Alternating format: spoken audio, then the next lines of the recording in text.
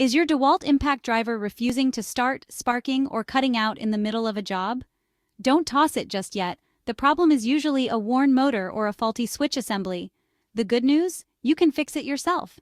Hey everyone, welcome back to WholeToolBox. In today's video, we'll walk you through how to replace both the motor and the switch assembly in your DeWalt impact driver so it runs like new again. Switch assemblies often wear out from constant use, dust buildup, or overheating. Common symptoms include a stiff trigger, inconsistent power, or no response at all when you pull the trigger. Motors, on the other hand, usually fail due to heavy workloads, worn brushes, overheating, or excessive dust. Signs of motor trouble include weak torque, sparks, burning smells, or sudden shutdowns. To avoid these issues in the future, be sure to clean your tool regularly, inspect it often, and avoid overloading it. Before we begin, always disconnect the power or remove the battery. Safety first. Once that's done, open the tool by removing the screws and carefully separating the housing. Inside, you'll see the motor and switch assembly positioned side by side.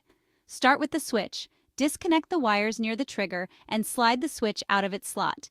If your driver had startup issues or a stiff trigger, this is usually the culprit. Next, move to the motor. Unscrew the mounting hardware, disconnect the brush wires, and carefully lift it out. A failing motor will often show sparks, overheating, or noticeably reduced power. Now it's time to install the replacements. Place the new motor in position, reconnect the brush wires exactly as they were, and secure it firmly.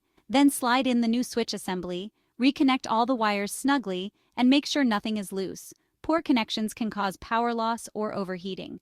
For the best results, always use genuine OEM replacement parts from WholeToolBox.com. They're designed to fit perfectly and keep your tool running longer. Once everything is reinstalled, close the housing, tighten the screws, and reinsert the battery. Give it a test run. You should hear smooth power and feel a crisp trigger response. And that's it. Your DeWalt impact driver is back in action with a brand new motor and switch assembly. If this guide helped you, don't forget to hit like and subscribe for more DIY repair tips from WholeToolBox.